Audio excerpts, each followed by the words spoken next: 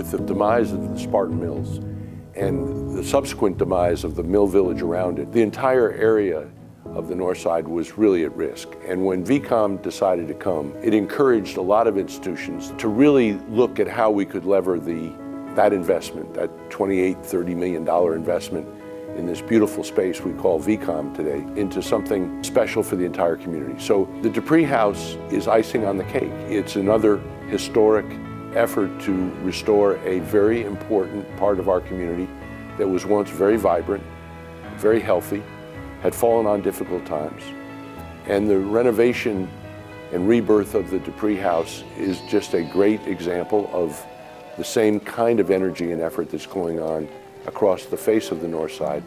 Well, the house was built in 1885. My dad was born in the house, 1889, I think it was. It was right next to Floyd's Mortuary. If you go to the Marriott Hotel, it was basically in the lobby. Actually, this house was saved by Arthur Cleveland. The Dupree House sat where the Marriott Hotel sits today. And as part of the plan to take that space and turn it into a bustling hotel, there was a need to do something with the Dupree House. So the developer of the hotel, Arthur Cleveland, instead of tearing the building down, decided at some great expense to move it.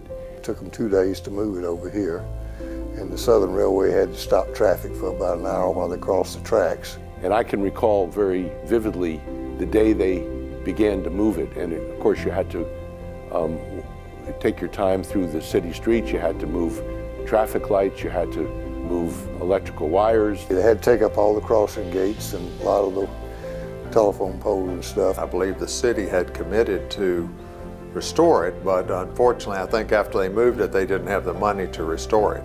So we worked out a deal with the city where we essentially purchased it for a nominal price and decided to restore it and preserve it for Spartanburg. After VCOM got the house, they started restoring it, and so most people thought it was restored. But I started asking the questions and found out that the inside had not been done. And so that's when we got involved with talking to VCOM about getting it restored. How many Victorian houses are still left in Spartanburg? Not very because many. Most of them been torn down. And this one still stands, thank goodness, after it was debated whether it was be torn down or moved again. I think it's fantastic that somebody picked it up. It really is. Poor little kitten. We just wonder sometimes if the bishop didn't have some influence on getting the house moved to this particular spot so that VCOM could take care of it, because it was a dead duck, I'm sure, if it stayed where it was. Now it's being nourished. The Dupree House is a work of heart. This community has some great successes in preserving old buildings, historic buildings, but we've also had some sad examples where we have allowed very remarkable historic buildings to go away.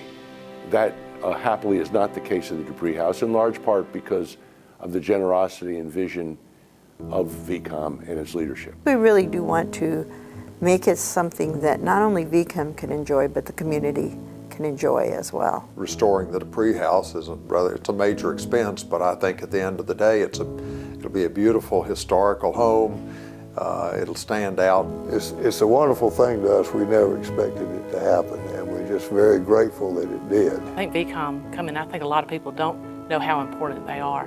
And I mean, it's just made all the difference in the world for the north side of Spartanburg. It's been a great opportunity for us to come in an area of need and do what it is that we do best. We hope to be a continuing and increasing presence. We're just getting started. This is just phase one. We've got miles to go before we sleep.